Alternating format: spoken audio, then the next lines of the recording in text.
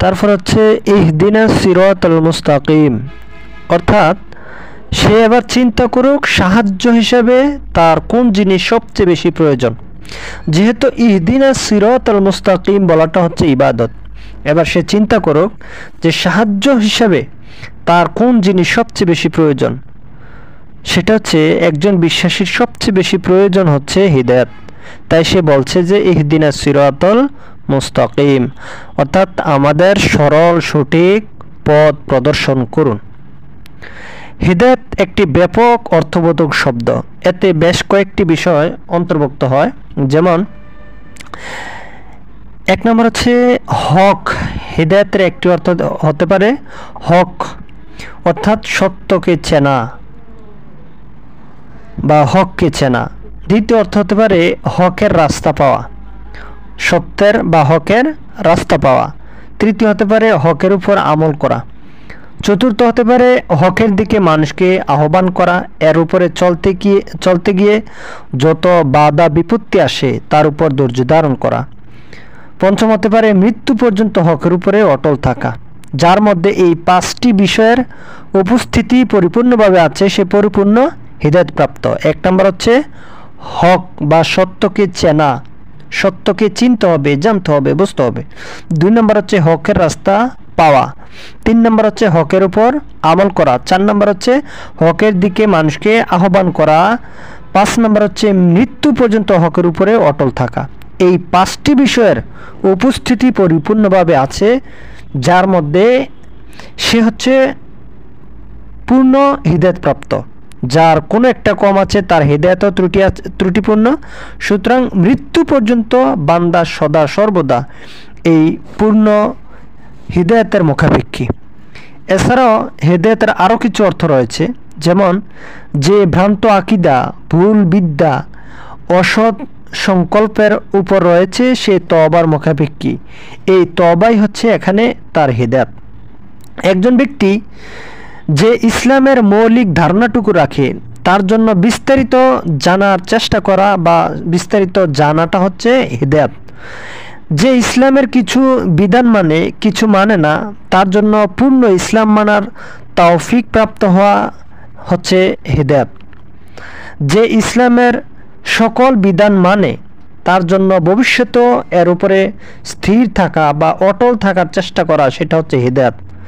যার কোনো আকিদা বিশ্বাস নেই তার জন্য শুধু বিশুদ্ধ আকিদাটাই হচ্ছে হিদায়াত।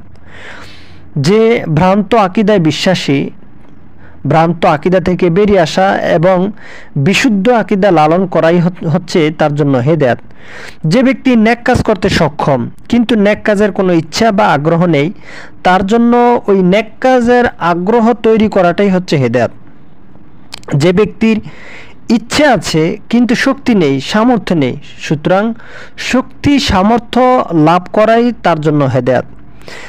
যে ব্যক্তি কোনো ভালো কাজের ইচ্ছে রাখে না, শক্তিও রাখে না, সে উভয়টার মুখাপেক্ষী।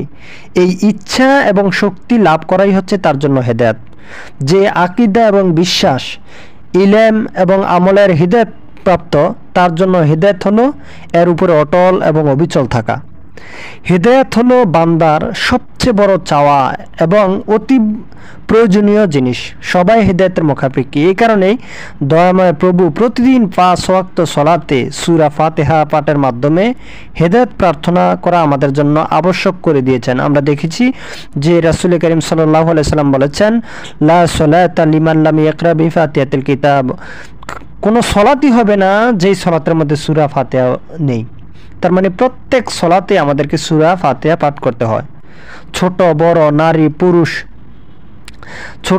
নারী পুরুষ যে যেখানেই থাকুক না কেন প্রত্যেকের জন্য জরুরি হচ্ছে সূরা ফাতিহা পাঠ করা সলাতের মাধ্যমে। এটা আবশ্যিক আমাদের জন্য। অতএব এই সূরা ফাতিহা এতই একটা গুরুত্বপূর্ণ আমল। অতএব আমাদের জন্য হিদায়াত প্রার্থনা করা ফরজ এবং আবশ্যক করে দিয়েছেন।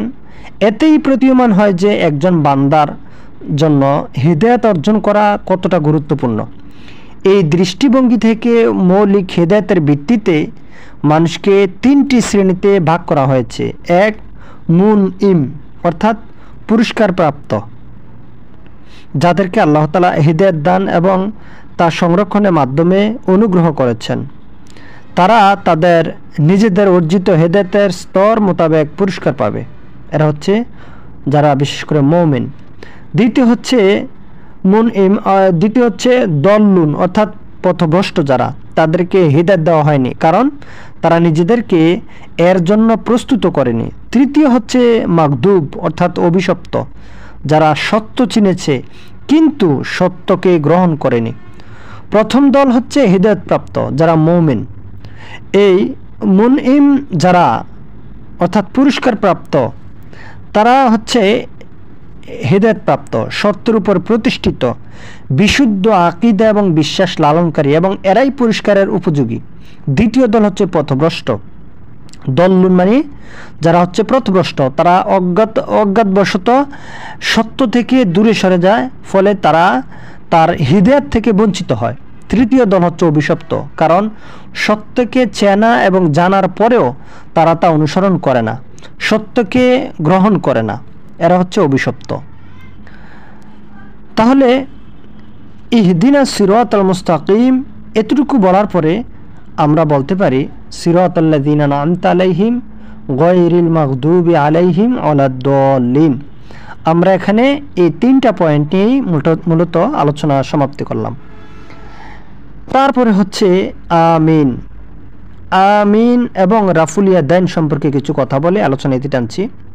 বান্দা সূরা ফাতিহা শেষে আমিন বলবে দোয়া কবুল হওয়ার আশা এবং আস্থা নিয়ে, এবং আমিন জোরে পড়তে হবে, এটা হাদিস এসেছে। কারণ হচ্ছে সলাতে মুমিনের জোরে আমিন বলা শুনে ইহুদিদের গাত্রদাহ শুরু হয়ে যেত, তারা হিংসায় ফেটে যেত, যেটা আদাবুল মুফরাদের এবং ইবনু মাজাতে এই হাদিসটা এসেছে 856 নম্বর হাদিস, আদাবুল মুফরাদের 997 নম্বর হাদিস। রুকুতে যাওয়ার সময় দুই হাত উঠাবে অর্থাৎ রাফুল ইয়াদাইন করবে, এতে আল্লাহর প্রতি সম্মান প্রদর্শন হয়। এটি হাতের বিশেষ ইবাদত, যেমন অন্য সব অঙ্গেরও বিশেষ বিশেষ ইবাদত রয়েছে। এছাড়া এটি রাসূলের সুন্নাত, সালাতের সৌন্দর্য এবং নিদর্শন এবং মর্যাদা। এটা হচ্ছে রাসূলের সুন্নাহ। প্রত্যেক উঠা বসা এবং রুকন থেকে আরেক রুকনে যাওয়ার সময় আল্লাহু আকবার বলবে, আল্লাহর বরত্বের ঘোষণা দেবে। কারণ হচ্ছে সলাতে তাকবীর হলো হজ্জের তালবিয়া পাঠের মতোই। হাজিরা যেমন এক ঘাটি থেকে অন্য ঘাটি, এক স্থান থেকে অন্য স্থানে যাওয়ার সময় তালবিয়া পাঠ করে, অর্থাৎ লাব্বাইক আল্লাহুম্মা লাব্বাইক লা শারীকা লাকা লাব্বাইক, এই যে পরে, ঠিক এটার মতনই একটা নিদর্শন হচ্ছে সলাতের মধ্যে এভাবে তাকবীর, এক জায়গা থেকে যখন আরেক জায়গা যায়, অর্থাৎ রুকুতে যাই আবার সিজদাতে যাই, প্রত্যেক এই যাওয়ার সময় আমরা কি করি, এভাবে তাকবীর পাঠ করি। এটা হজ্জেরই একটি নিদর্শন। তদ্রুপ সালাতের মানে হজ্জের যেরকম নিদর্শন থাকে, তদ্রুপ এটা সলাতেরও প্রত্যেক অবস্থান পরিবর্তনের সময় এভাবে তাকবীর পাঠ করতে হয়। এটা সালাতের তালবিয়া এবং নিদর্শন। আল্লাহ সুবহানাহু ওয়া তাআলা আমাদেরকে বোঝার তৌফিক দান করুন। আমিন।